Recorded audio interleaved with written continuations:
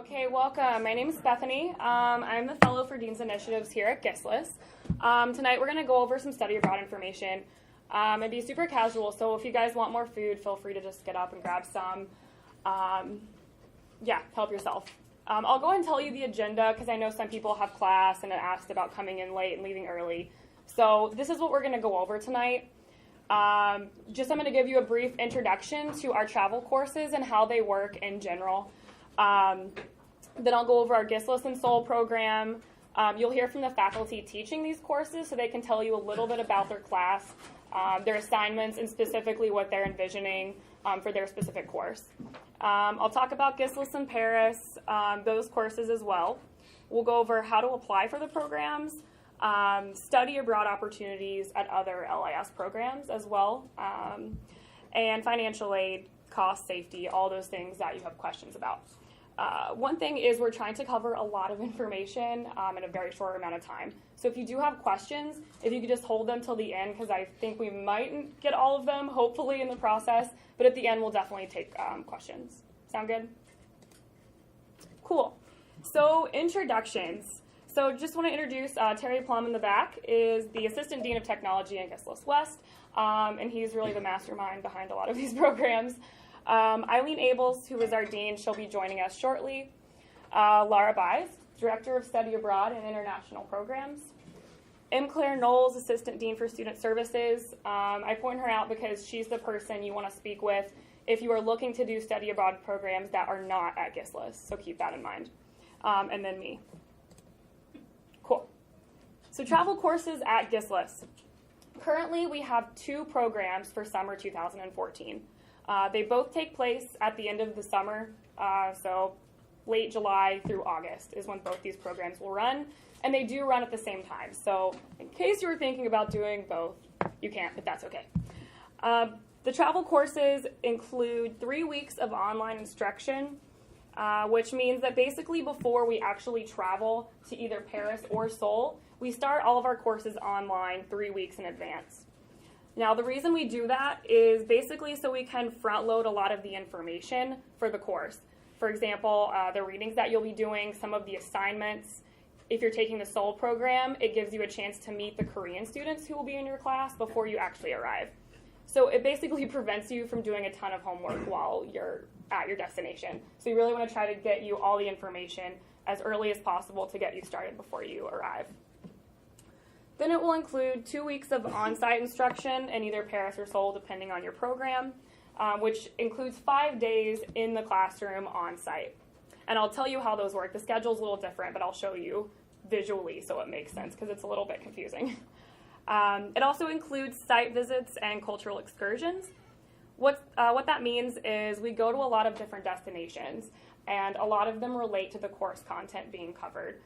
For example, Jerry's teaching visual communications, so we'll be going to the Louvre and some museums, looking at some artwork. For Jim's class, which is corporate libraries, we will be visiting several different corporate libraries within Paris. So those cultural excursions and site visits are really a crucial part of the course component. Also, you will have a lot of free time. Compared to an undergraduate program, this one's a little bit more independent, in that we're not giving you a very specific agenda every day. Like, you're not going to get like a calendar under your door that says 8 o'clock here. You're really responsible to manage your own time. Obviously, before you get there, you'll know about the site visits, cultural excursions, and when the courses are happening. But on the weekend and in the evening and when you're not in class, you do have a lot of free time to take independent trips. We really want to make sure that you get the most out of the destination and get to see what you want to see. That being said, also, we do a lot of field trips that are planned as a group. Often the instructors will oversee them, as well as the instructors in Korea will be there to oversee. A note about flights. So we'll go over what your cost program will include later. But we do arrive in Paris and Seoul as a group, and that cannot change. We have to arrive together for the reason that we work with host universities in both Paris and Seoul, and they like to welcome us, get us settled in our dorms, and make sure that everything's good to go when we arrive. We do book the flight there and the flight back to Boston, and like I said, you can't change the one going to your destination, but on the way back, if you want to stay longer or come back to a different destination, we'll give you the information for the travel agent, and you can call and deal with like changing that flight by yourself. Does that make sense? Okay. I get that question all the time, so. Okay, independence, health, and schedule. Like I said, these programs are a little bit more independent, and also there's a lot of walking. When you're traveling abroad, no matter where you go, there's going to be a lot of walking. It's great fun, but as you know, it can be really exhausting. So that's something to keep in mind, especially with Korea. There are a few caveats I'll talk about in terms of walking hills and heat that you should definitely be aware of. In both programs, there's also shared dorm accommodations. Very standard. I'm sure a lot of you have had dorm experiences before. They're nothing spectacular, but they're nice and they fit our needs, and they're cheap in the middle of, like, right in the middle of the action in both situations. So you'll share a dorm room with one of the students that's going on the trip, and they both have like sort of concierge services. They have security, shared bathroom, all that jazz. And yeah, cool. Let's move on. Cool. So GSLIS in Seoul. This year, the travel dates range from July 23rd to August 11th. Again, the online portion of the course will start on July 1st, and that's when all the content, we hope, will be posted online for you to access. The courses that are being taught in Seoul are Principles of Management from Mary Jordan, and Information Ethics, Lisa Hussey, who has taught in Seoul before. I can tell you lovely things about her course.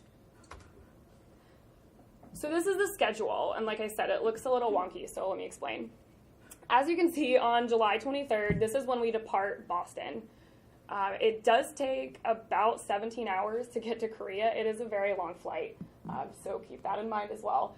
So we arrive actually on the 24th on that Thursday there, and we end up checking into a hotel that's at the airport. It's late at night. We've been traveling for almost 24 hours, and everybody is exhausted.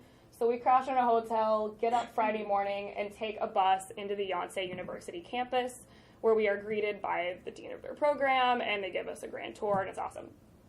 So that's how that works. You have the first weekend free, but on that Friday or Saturday night, we will do a welcome dinner. We do that with the Korean students as well as all of us, the faculty, some of the administrators and faculty at Yonsei University. And it's a lot of fun. And it's a lot of fun. It really is. It's a little overwhelming because I'll explain in a second how this program works, but you are in class with Yonsei students.